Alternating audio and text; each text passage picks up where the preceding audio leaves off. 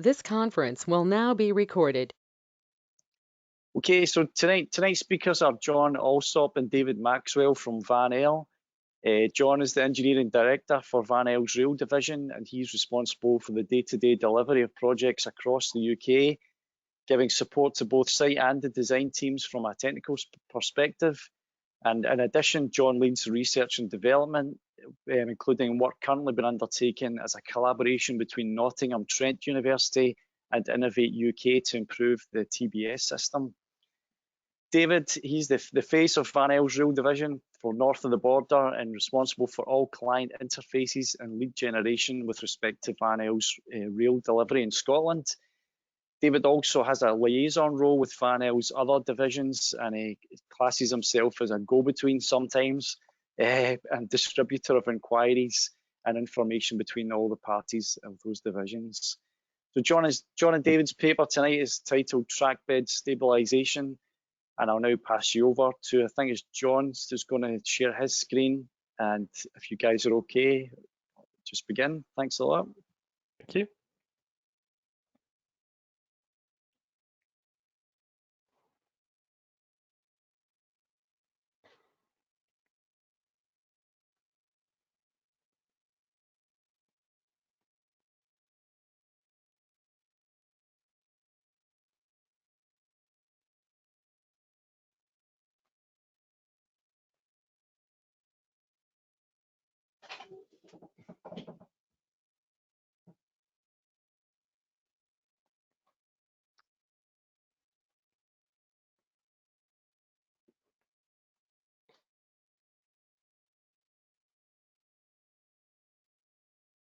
Evening, everyone. So thanks for joining us, and thank you for the opportunity to speak tonight. As Greg's already explained, myself, John Allsop, and David Maxwell will be presenting on trackbed stabilisation. So this is one of the unique techniques that we deliver within our toolkit within Van L. So tonight we're going to run through the subgrade problem and issues with subgrade and where you might look to utilise trackbed stabilisation. We'll run through the design approach that we use, and then David's going to run through the installation methodology, some case studies that kind of back this up as a viable solution, and then we'll discuss some of the next steps that we're taking with trackbed stabilisation, or TBS as we call it for short, and then at the end we'll obviously run through a Q&A for anyone that's got any questions. So the problem itself within trackbed is related to subgrade, as we call it. So generally exhibits itself as a result of poor track geometry, and in some cases we can end up with what we call critical velocity sites, where we get a failure due to repetitive cyclic loading of the soil, and that soil at depth not being competent enough to take the loading imposed by the railway system. And the result of that can be increased maintenance costs, temporary speed restrictions, the reduced utilisation of track, and also potentially reduced line speed. The pictures there are actual real examples of some of the sites that we've addressed in the past, and as you can see, sometimes it's not immediately apparent to spot what's actually the problem with these sites until we start to look at the actual data. And one of the big issues associated with poor trackbed is we can generate issues, for example, cyclic top, which I'm sure all very aware of is quite a serious issue. And can, in cases, and has in the past, resulted in some quite serious derailments, which obviously for Network Rail or any asset owner or operator is not good news at all. So the journey so far, so where did TBS come from? So we were first involved in 2015. We were engaged by Network Rail through their innovations team to look at a pilot solution to deal with trackbed sites. We went through an R&D phase, proof of concept, where we looked at utilising a screw pile methodology, and were successfully appointed onto Network Rail's CP5 trackbed stabilisation framework, where we continued then to develop and prove the concept of screw piles used in this specific application, and then went on to develop some machinery, some plant to actually install that, which we call the SPIRIT Mast, that David will explain in more detail later. We then went through full-scale trials at Brind, up near Hull on the first phase, and then extended that out into Brind phase 2, which is a full scheme delivery. We then assisted with the guide to trackbed micropiling, then progressed on to project delivery at Ashton Moss, Kintbury, Barking, Riverside, Kirkconnell, and also a pilot project for Irish Rail in Port Arlington to Athlone. So the design approach itself is track stiffness improved by improving the subgrade. So we use what we call smart piles, which are a screw pile, which are used to target the area of soft or variable subgrade. The piles are installed through the track, so it's a track-in solution. There's no requirement to remove the track to actually undertake these works. And there's no curing time or wet works, there's no grout or resins or anything of that nature. So that gives us high dependability on handback. And we're not waiting on curing times and things like that. And the pile cap is set 500 to 800 millimeters below the underside of the sleeper, and that allows for continued maintenance through tamping. Because at the end of the day, it's the subgrade that's the problem, not necessarily the ballast and the track system. And if we were to show you the system with all the sort of ground conditions removed, then you can see that it's effectively a screw pile. So at the bottom of the screw pile, we've got a set of flights, which is pretty common in any screw pile design. We've then got a steel shaft that then extends to the necessary depth. And then underneath the bottom ballast, we've then got a set of flights that we call the smart cap, which allows us to do two things. One is to set that pile in the correct position and disconnect at depth, but then also helps to spread and mobilize that load from the head of the pile to the underside of the sleepers.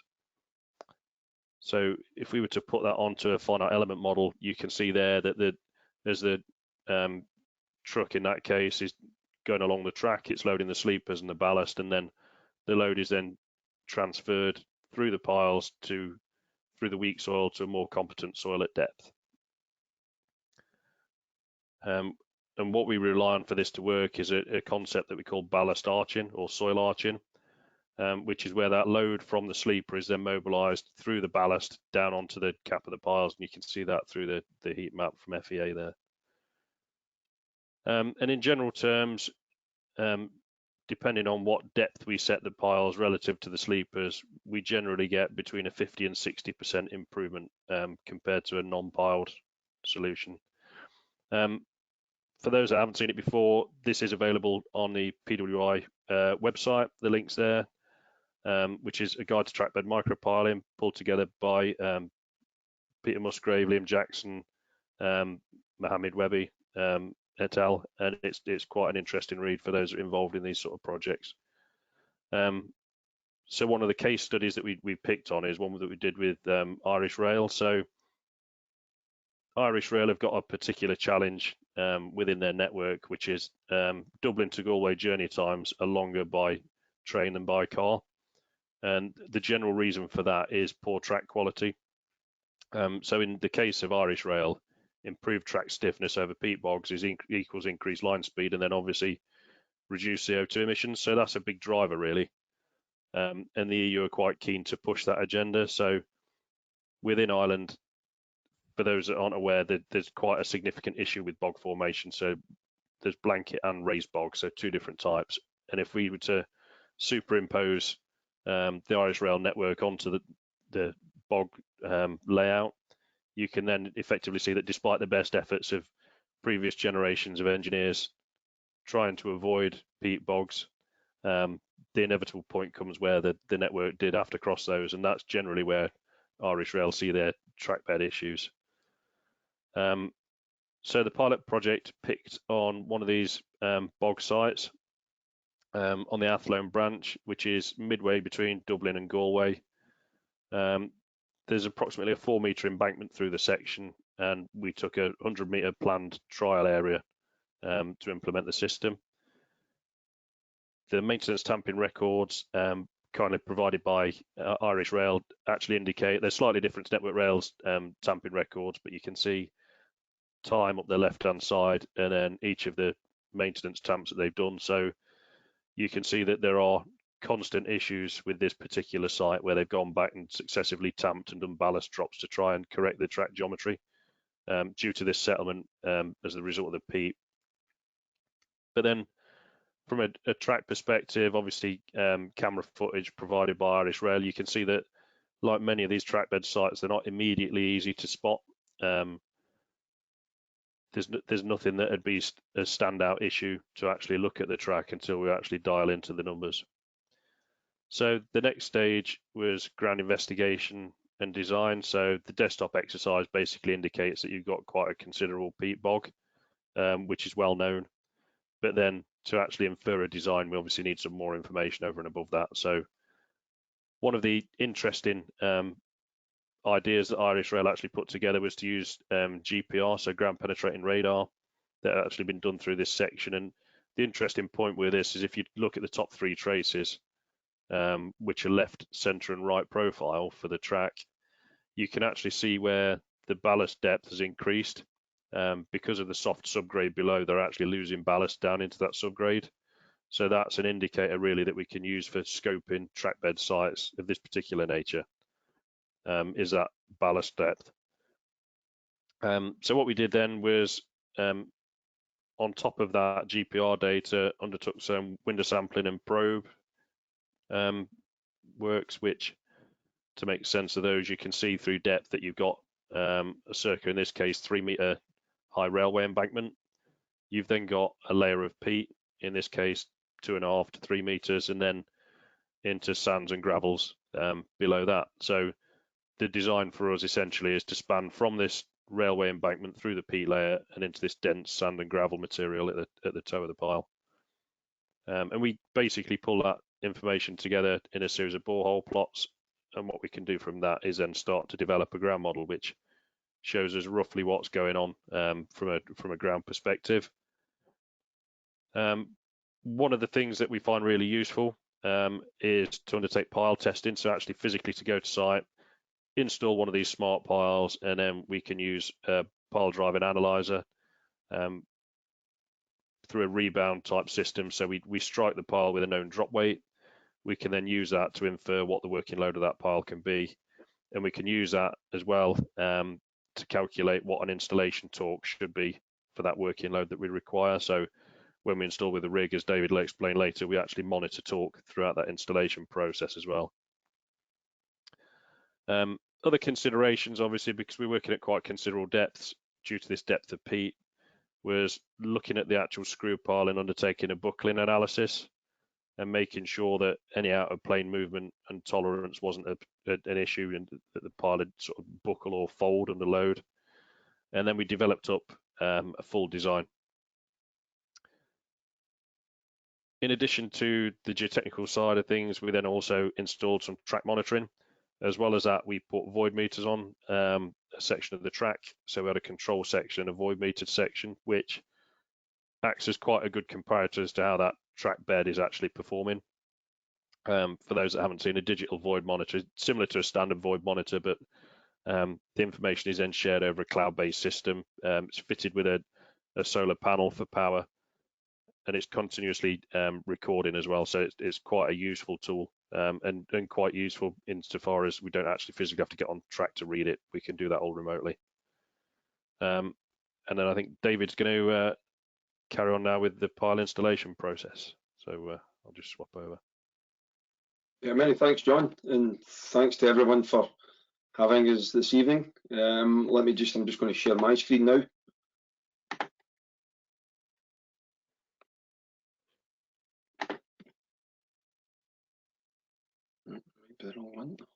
Bear with me, chaps.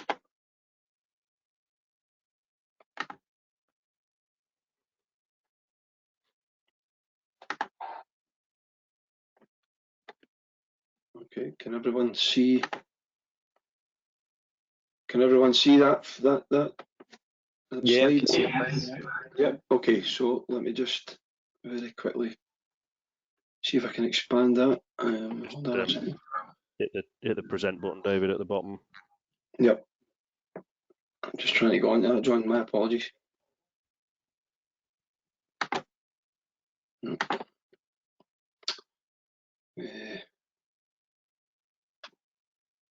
That's it.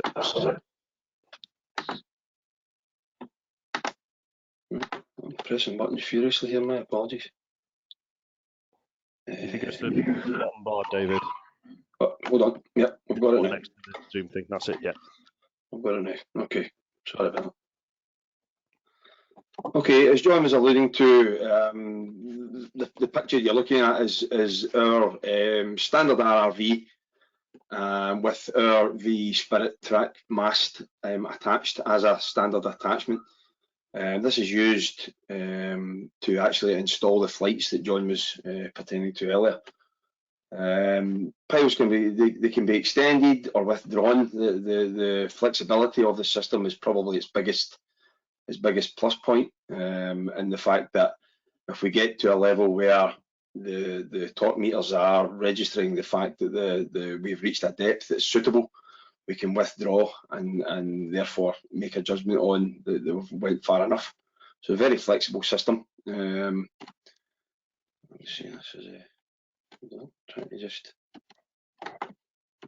there we go. So I've got a little video here. It's speeded up somewhat to show you, but it gives you a really good idea of what the guys do from an install point of view. So as you can see, they're installing at the present moment in the 6 foot area. Then across to the far cess. One of the biggest advantages is that cage that you're looking at there. From a health and safety point of view, we can't then have chaps putting their fingers anywhere near a live install. And people at Network Rail and the Irish Rail executive, they loved that, the fact that it was a very clean and very safe install.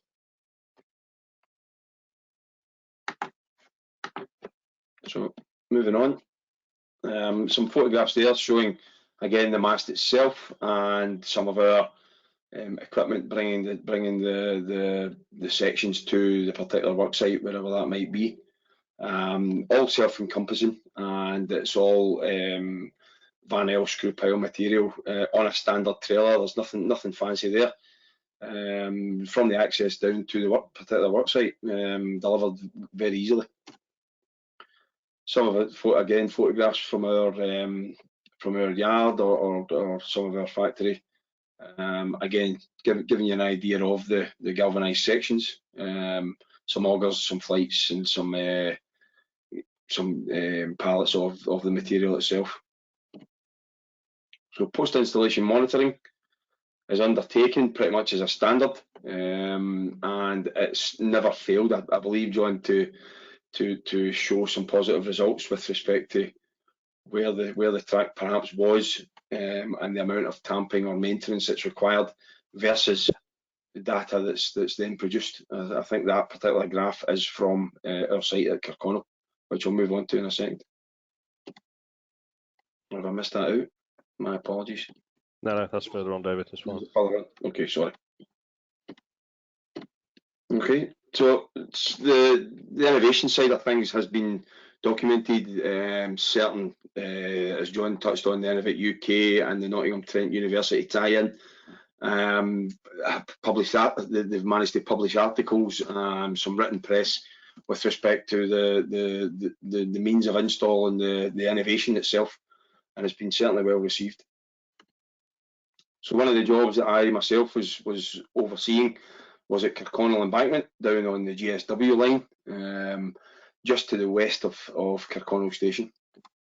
And as you can see there, the site location with respect to Kirkconnell Village, and obviously the map extract there as well, showing you the site location. Quite a unique site in that we had about 100 metre section being undermined by the River Nith on the right hand figure there. On top of that, there was in the left hand couple of pictures, there was rather a steep embankment above, which had been at the top of that embankment a quarry, a live working quarry, up until fairly recently.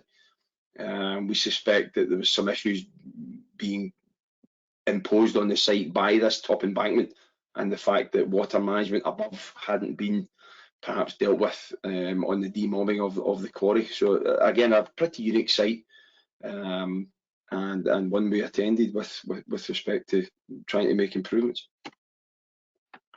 So a cross section of the works there. The not the best of graphs, I would grant that, but again, it gives you an idea of the upper slope, the lower slope, and the issue itself. The initial solution was going to be a complete 5 metre deep excavation and a replacement.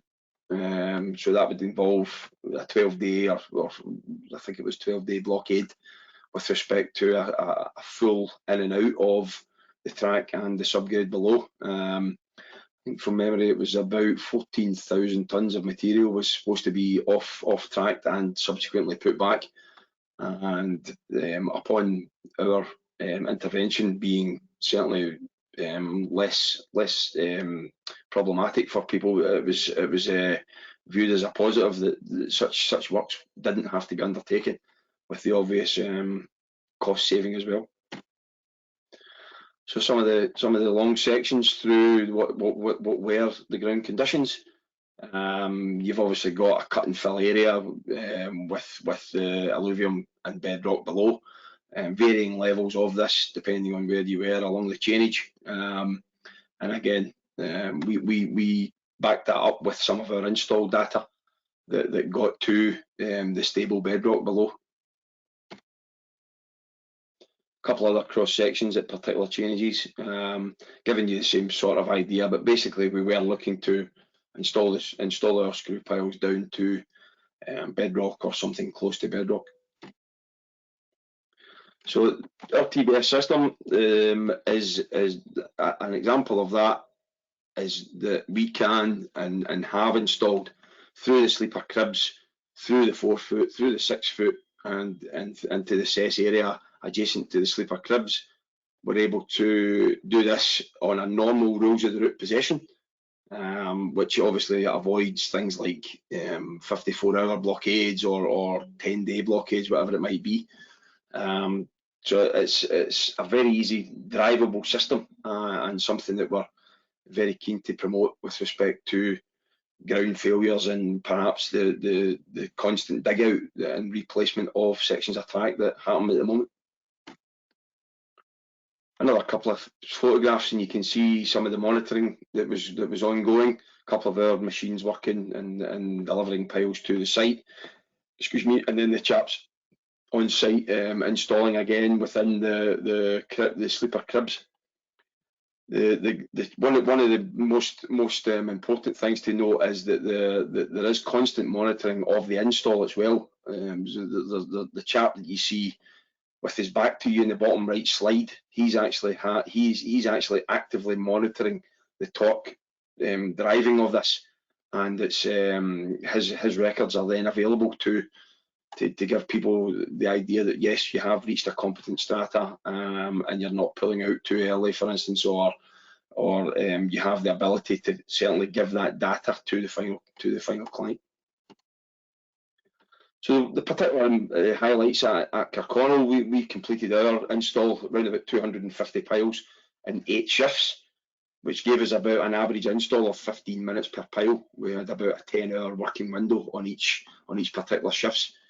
We reduced material off site and avoided large imports of quarried stone that I touched on previously. Environmental concerns, one of the biggest things at that particular site, the river Nith below, was the fact that there's otters there, and the less disturbance to them, people like environmental operatives and environmental agency people liked the fact that we weren't doing a complete dig out.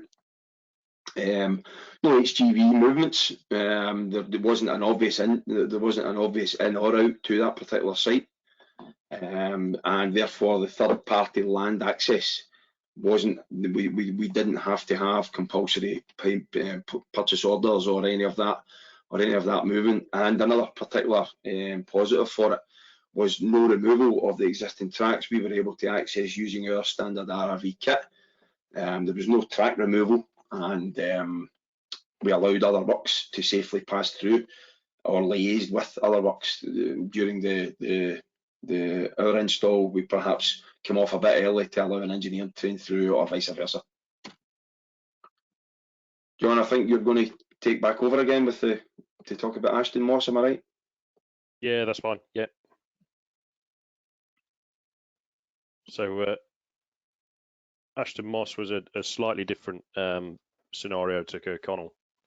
If I just pull the slides up. So Ashton Moss was up near Manchester, not far from Chat Moss, which is quite famed for its particularly poor ground conditions. But this was in advance of a major renewal and track slew, which also saw the demolition of one of the existing signal boxes as well as part of the Northern Hub electrification.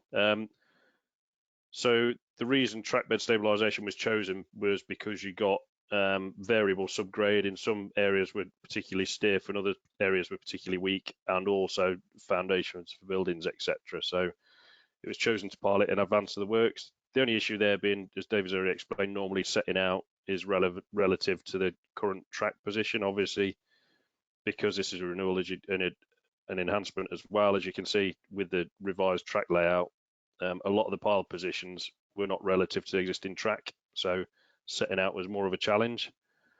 The other thing we managed to implement within this site, the reason for going through it really, is that by implementing the use of a geogrid within the bottom ballast, it meant that we could actually halve the number of piles. So earlier in the slide deck, I explained about relying on this soil arching or ballast arching property. By introducing a geocell or a geogrid within that layer, it means that we effectively increase that shear strength and increase the ability for the ballast to arch, which means we can reduce the number of piles. So it makes the system much more efficient. Obviously, the constraint with that being that this needs to be done as part of a renewal where the track does come out. But nonetheless, it's a really efficient system, and you can see there a bit of a 3D layout of the piles and their interface with the geocell as well. And yet again, the job was completed early, so 814 piles, really successful project, and all the positions and tolerances were found to be correct as well, which was a big relief for us. One of the other sites that's particularly relevant as well is Kentish Town. So this was the first phase of the transition zone works that we did. We're actually back there again this Christmas to continue this work. But this is a site where Amy, we're removing a section of track slab outside the tunnel. So on the section on the right-hand photo is actually going to be removed, or was removed. The section within the tunnel then remained. And obviously that then generates a transition zone at that interface. So what we looked at was adapting the TBS pile system into something slightly different and implementing a precast element with that as well. So you can see there the rough layout of the precast concrete transition slab that's then piled once it's in situ. So by adapting the top of the screw piles, what we can do is set shear anchors onto the top of those rather than the smart cap, and then cast that in to actually anchor the slab in place. Couple of 3D drawings there to show you the tunnel portal and that interface at the tunnel mouth. And then from the picture, you can actually see the installation that we did over the Christmas blockade with the precast element in place, which was then piled through, and you can see on the right-hand photo the top of the pile, which is the pile cap with the shear studs, and then obviously that was then grouted into place. Again, a really successful project, and as I say, we're back to do another section of that.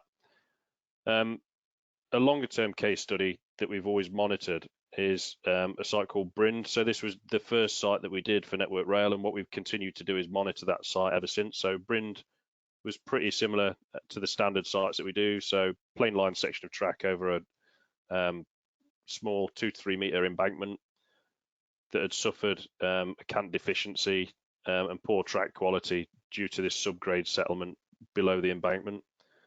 So the site was then piled, and then every 3 to 6 months is generally one of these. An MT or test train goes through and recovers track monitoring data. So you can see obviously the historic record there of the top and alignment values, with various interventions being marked up since 2006, where they've basically gone back and either tamped or corrected the geometry. But you can see actually since we did the pile install in summer 2018, there's actually been very little change in that track geometry, so it's been really successful in correcting that. And we've got new trace data actually that I need to introduce onto these slides that shows that that's continued to date as well. So that's been a really good sort of longer term case study that shows the success of that project, and in general terms approximately a 60% reduction in track deflection. So as David already said, we've got a keen link with Nottingham Trent University and also Innovate UK in that we're running a knowledge transfer partnership. And one of those challenges within that KTP is to look at optimizing this pile design, but we've identified that as part of that, accurate monitoring data is absolutely key. So what we've looked at is developing our own monitoring system that we can do remotely, which is a vision-based system and actually gives us really accurate track deflection information. The other really interesting bit is that because we can choose where the targets are placed relative to the track or sleeper, we can actually monitor defects within other track components as well. So for example, sleeper pads or clips or joints that are an issue, we can also flag that as well. And unfortunately, Kuyar Faizi, who's our research associate, isn't available. He's at the Intelligent Rail Summit at the moment, presenting in Bilbao on this. Otherwise, it'd be nice to bring him along. But it's another really interesting development where we're working with academia to kind of push this system on. So that's it from us. Thanks very much for listening. I suppose it's that time where we take any questions. Thanks very much, John and David. That was excellent. You seem to have generated a lot of interest on the chat page anyway. So if you're okay, I'll just jump straight to it and I can run through the questions with you if that's all right. Yeah, that's absolutely fine. Yeah. Yep. Okay, so first one from Tom Wilson, and he asks, are the smart cap flutes reversed to those used to drive the pile? The flights on the top are based in the same direction, they're the same type of flight as we've got on the bottom of the pile. And the reason is that when we rotate that in, that needs to follow the same rotation as those lower flights are doing as well. So one of the key points with the installation methodology is making sure that we don't, as they call it, overflight. So when we're installing a screw pile, the important thing is we're getting as much bearing from those flights as it travels through the soil as we can. So when we get to a point where we're due to set that pile into position, that rotational speed is actually really quite slow. It's probably not shown that well in the video because obviously that's compressed, but so that's the reason why. So yeah, they're based in the same direction. Okay, excellent. Another one from Tom there was, does the driving head vibrate or simply rotate? It's rotation, so it's based on a high torque motor that's on the integral within that mast, and we monitor that torque as well. So one of the key drivers really was coming up with a system for Network Rail that didn't vibrate or didn't require any impact, because there is always the potential to cause damage or further issues to the track. Bear in mind, a lot of these sites that we go to are already subject to temporary or emergency speed restrictions in any case, so the last thing we want to do is affect things even more. So yeah, it's purely rotational. Yeah, excellent. Yeah. Okay, and Angus McGregor, he asks, please describe the corrosion protection provided to the micropile solution and its intended lifespan. So the intended lifespan is 120 years, although we sometimes design at 80 depending on what the project requirements are. We account for corrosion in two ways, and potentially a third. So the first way is that the piles are galvanized, so that ensures that we've got additional protection on the pile.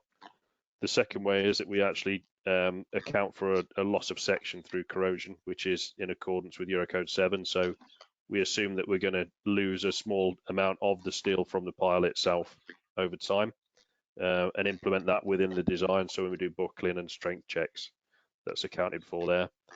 And one of the other areas that we're looking at the minute is obviously you will get within that sort of 89mm shaft that forms the main section of the pile, there is obviously a void in the center, which in theory there shouldn't be any oxygen present, so corrosion is lesser of an issue. However, what we are looking at is potentially a resin system to actually fill that annulus as well. So that's kind of the three methods that we use at the present. Excellent. 120 years is fairly impressive anyway, isn't it? Yeah, you'd hope that'd be long enough. Yeah. See us all out anyway. And another question from Tom Wilson. Does the increase in subgrade stiffness then create the need for a stiffness transition? And if yes, is this done by controlling the pile depth / torque at the interface with existing subgrade? It's been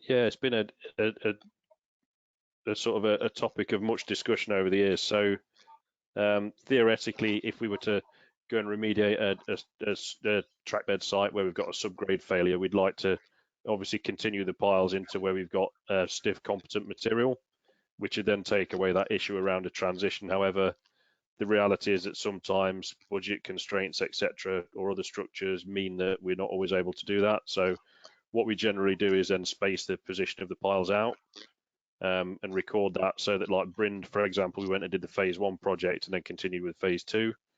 It allows us to basically tie back on to where we've already installed without any issues or clashes there. But yeah, absolutely right. I mean, if you're increasing the subgrade in one area, the last thing you want to do is then form like a discontinuity between two different subgrade moduluses. Yeah, excellent. Okay, Angus, he's asking, please describe the ground improvement generated by this type of displacement pile, i.e. compaction of surround ground by installation of the micropile. Yeah, so essentially these are designed as an end-bearing pile, although because they're in a pile group, you're relying on the cap effectively to do the work. The reason for choosing the 89mm pile, although we do install larger diameters for some specific projects, but the 89mm pile was chosen because it does have very little impact. If you can imagine that as we install the pile, then that's displacing the ground sideways. Over time, you then get a resettling of the clay or cohesive material, depending on what you're driving through, which then actually gives us slightly more bearing pressure. But the key element is making sure that we don't disturb that ground as we're installing, because otherwise that basically takes away that capacity from the soil that we're relying on. Okay, yeah. Excuse me. Another one here from Lucien Banku. Apologies if I've pronounced that wrong. Is there a transition zone between the undisturbed track and the piling area? Is this done through various pile lengths? Yeah, I think it's a similar question, Jim, isn't it? So yeah, it's done by spacing the piles. Yeah, so that's the way we address that. Yeah. Okay. Yeah. And Jim Watson's asking, collection of credible contemporary data is excellent, but how simple is the later interpretation of the data for the client? At the minute, I'd say slightly difficult. We're working on a project at the minute that we're funding with AECOM to do exactly that and come up with a simpler way of actually pulling all this data together. Because, Jim, you're absolutely right. When you look at some of these sites, the amount of data that's actually generated is excessive. Pulling that back into something simple that we can demonstrate is quite a challenge sometimes. So the post-processing is actually the key bit that we're trying to improve on at the minute, and that is in part why we've kind of selected to go our own way with a specific monitoring system as well, because that data management just becomes a lot clearer for everyone. Okay, plenty more questions to come, so you're not off the hook yet, I'm afraid. Let's see where I am again. So yes, so Angus is asking, can you please describe the track monitoring adopted during the installation? And he's assuming there is a possibility of some heave in certain conditions. Yeah, so obviously track monitoring wise, it depends on the particular project, but normally it's targets on the rail plus A to G handback forms, pre-survey and post-survey. We're then also implementing this vision-based system. We utilize digital void meters as well, which obviously during daytime running, that can give us some indication if things aren't as they should be. But from a heave perspective, because it's a screw pile system, we're not using grouts and things like that are more susceptible to sort of influencing track heave, etc. That was one of the predominant choices for using a screw pile, really, was to avoid those sort of issues with grouted piles and pressure grouting. But nonetheless, there is always a risk to touch wood, we've not incurred that to date, but you never know. Targets tend to catch most of it, John, don't they? Yeah. With plus and minus 30 metres on the Kirkconnell site, for instance, and it seemed to fit the bill as far as everyone's concerned. Yeah. Okay. Yeah. Excellent. Another one from Tom Wilson. When used in conjunction with a geocell, is there any punching effect from the pile cap, or does the soil arch effect counteract this? Yes to both, essentially. So yes, you're absolutely right. There is a hard spot generated by the pile. However, when you look at that soil structure interaction, that actually spreads over the geocell as well. So that geocell then almost acts as like a load transfer platform. So it transfers the load across through the geocell. So we get a much more even distribution of stress. Yeah. Okay. Once we're run through these, we'll open the mics anyway. So if anyone's got any further, questions on those asked already, we can do that then as well. So, one here from Rufus. Aside the void measurements, are there any tests done to monitor the condition of the subgrade? So it depends on the project. Obviously, in general terms, where we're looking at subgrade issues, it's scoped out, and we'd generally be looking at void monitoring, obviously test train data and physical measurement as well. Yep, in certain occasions where we're in certain occasions like Kirkconnell, for example, we obviously had inclinometers and various other installations on the embankment as well, because we were dealing with potentially two different causal mechanisms, one being track settlement, the other one potentially being a rotational landslip as well. So it really does depend on what the particular constraints or issues associated with that site are. Yeah, excellent. Russell Kimber, he's asking, further to the earlier transition zone question, is there a requirement for temporary transitions between installation shifts? He's presuming the piles are installed uniformly on both legs to reduce twist risk as they progress. Yeah, that's it. Yeah, so installed uniformly.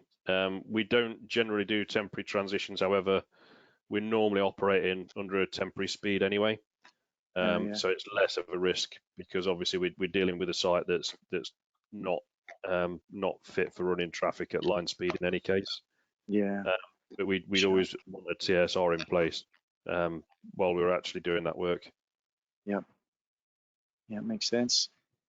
The last one on the chat part for the moment from Tom Wilson, is there alternative to steel for the piles such as polymer resin?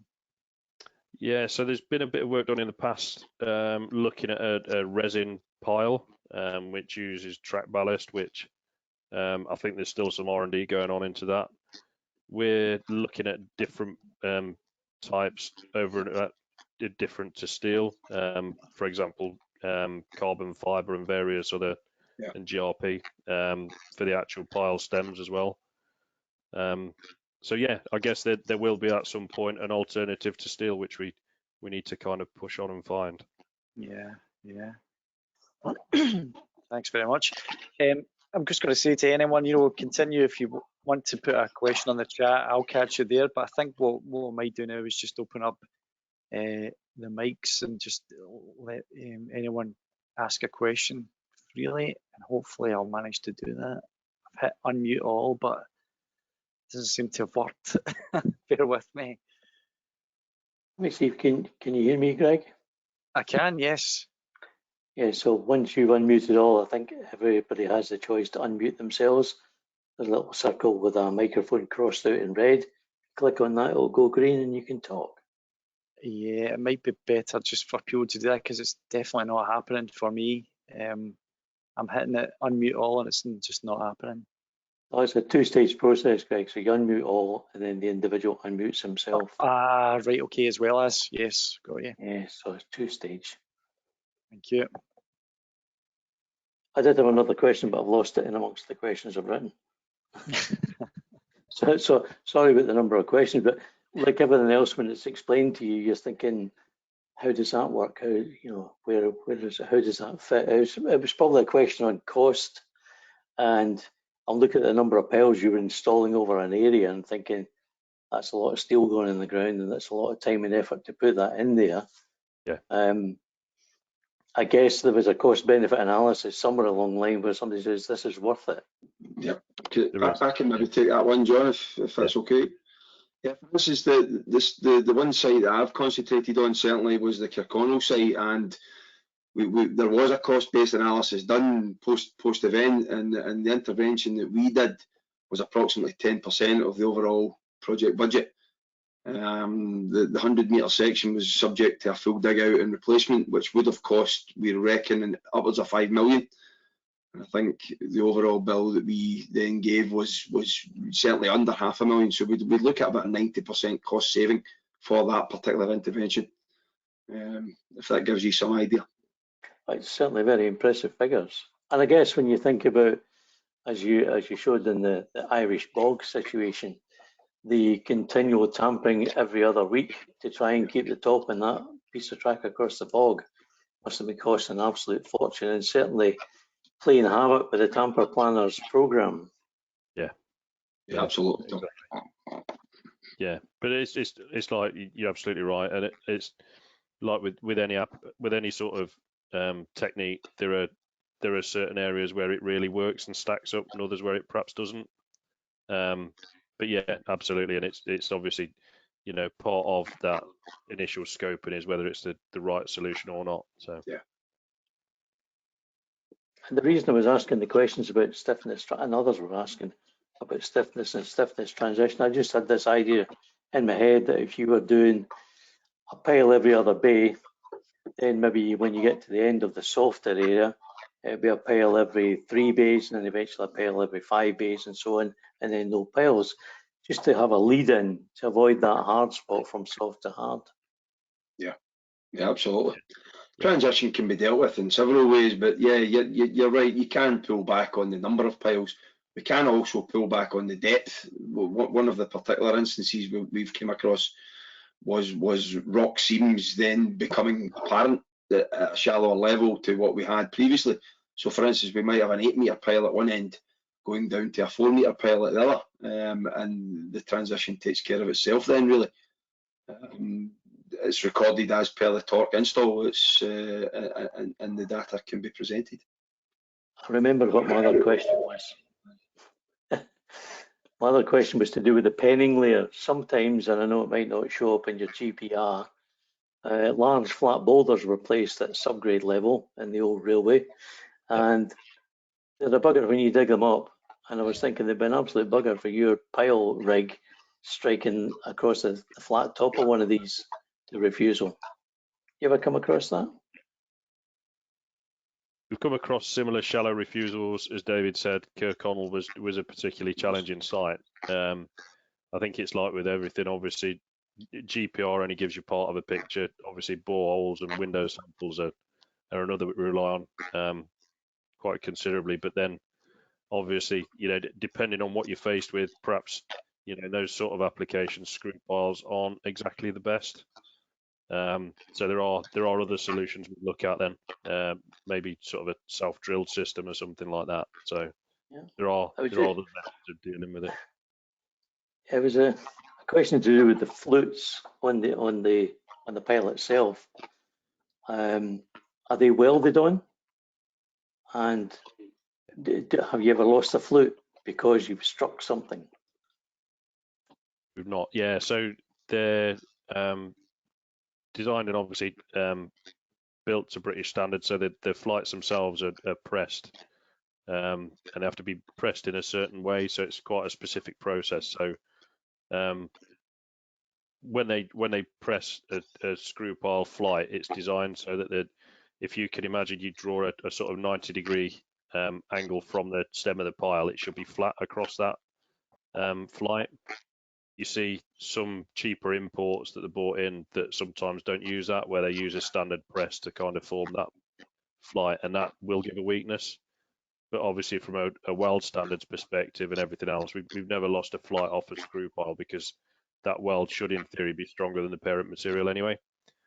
And that's part of the QA process that we go through. And obviously, since April, we actually manufacture our own screw piles as well now. Obviously, with the the acquisition of Screwfast foundation as part of the group. So that gives us more confidence and reliability on that supply and manufacturer as well. Okay, last one from me because I've hogged it long enough. No, I'm not going to ask it. Okay, you can't tease about that, Tom. You have to ask it now. Yeah. Absolutely. I'll jump in then, Greg, No, and give Tom a chance to get a glass of water. No, it was just to do with, wait, so we sometimes get asked to do track lowering, right? And sometimes the track lowering number is big, and if it just happened to be an area that was solved and had been micro-piled, I guess you can fit the rig back on and unscrew the pile out of the ground. Yeah, that's it. correct. Yeah. As long as we can find that pile cap, and we can backwind it. That's absolutely right. Okay, that is definitely my last question. No problem. Russell, were you going to ask something there? Yeah, I've got a quick one. Yeah, thanks, John David. I was thinking about S&C, and apologies if I did miss any pictures of that. If you've tackled any S&C sites yet, and if you were going to tackle them, would you design a kind of uniform resistance right through the S&C, or would you look to potentially vary that depending on the location? Any thoughts on that at all? No. Yeah, so S&C is one, Russell, that we've not actually attacked in earnest yet, but it has been part of the discussions in and around the system. It's probably just a matter of time before we perhaps do. I think that the key thing with any sort of niche areas, sort of bespoke sections that we get, is modelling is kind of the key bit, really.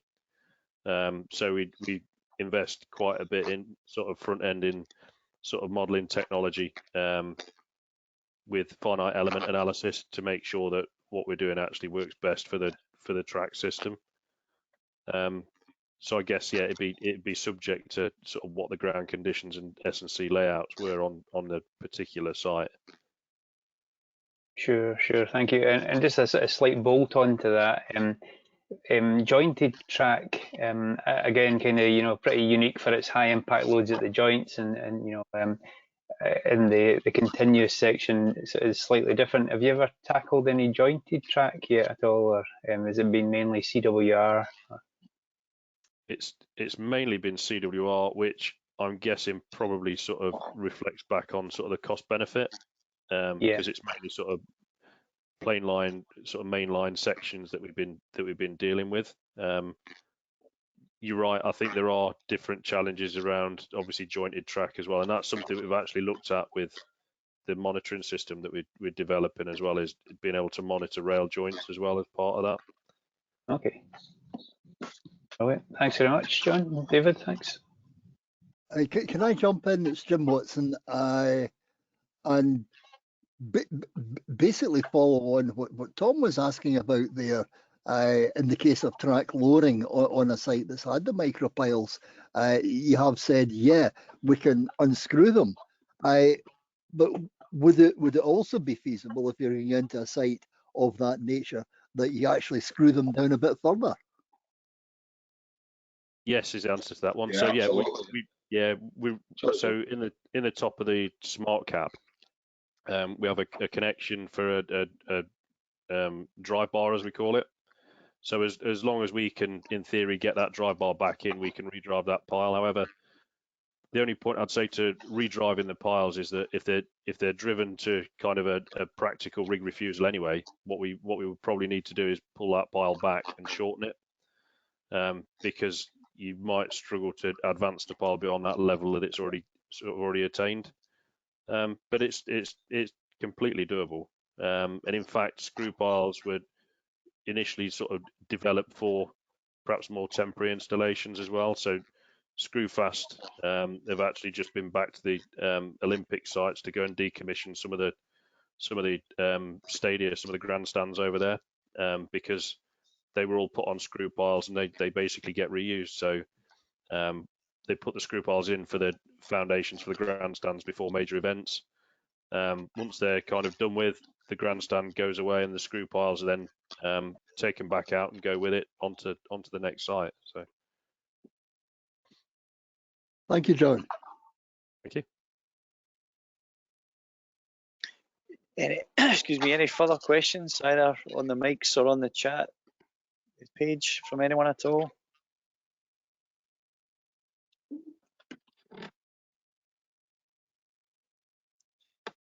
Last chance.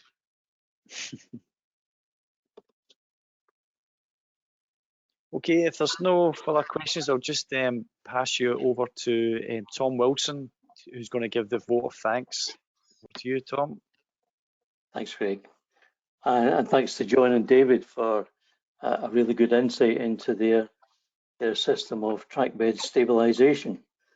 And if I can just summarise for the members' benefit, this solution attends to subgrade problems where the failures, such as those due to cyclic top of poor soil loading, needs to be attended to. Traditional methods for that are dig it out and try and stiffen it up, and as we've seen from the situation in Ireland, pouring ballast at it, keep pouring ballast at it, keep tamping it. And we've lots of areas like that in Scotland. I know, to my pain, some of them where it's like, okay, we need another 20 dogfish to get in there, drop the ballast and book a tamper and see if we can try and keep the top on it. Your design for the micropile solution is indeed very innovative. You're improving the stiffness by creating that soil arch. You've said that the ground investigation is a key part of that design process, and using GPR to show, for example, that loss of ballast to the subgrade, because it has to go somewhere, is a key input to that design phase in trying to calculate where exactly to put these micropiles. Your big plus on the installation side is an in-track solution. There's no curing time involved in it, and you've got that safe installation rig that the clients, and I'm sure your staff, love. And that pile analyzer to confirm your loads is an absolute key part of the proof to the client, I guess, at the end of the day, that you have achieved that stiffness level that you're looking for, which is then borne out by the track recording coaches and other measurement machinery. The case study across the bog in Ireland and the one in Kirkconnell, great examples of how to do it. There's plenty of bogs, as I said, in Scotland. I was thinking when I was looking at the Irish thing that Carnmoth Moss would be a great one, where I remember looking back in the day on the theodolite, a train coming across the moss, and couldn't believe how much it was sinking into it, and then recovering after the track, recovering after it. It was really quite an effect to witness. And then especially that monitoring that goes on as you're doing it to make sure it's safe. Everybody's very into track monitoring as any intrusive works happen. Everybody's keen to put the CRT rules into place. And I quite like the idea of the remote void meters that you don't have to reset after every train. I remember spending quite a few night shifts over by Walliford area, resetting the void meters after every train. And the future, working with academia to develop the system and include the analysis of other components and defects that you can do with your equipment that's working and remotely monitoring your smart line side. So all in all, an excellent presentation, and thanks for bearing with us for the questions. It's always known that the Glasgow PWI section is a tough gig technically. You will get asked the tough questions. We don't hold back.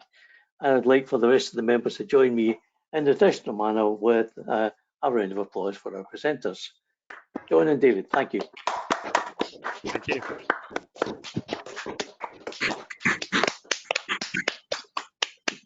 Thanks for having us, guys. Thanks, Tom.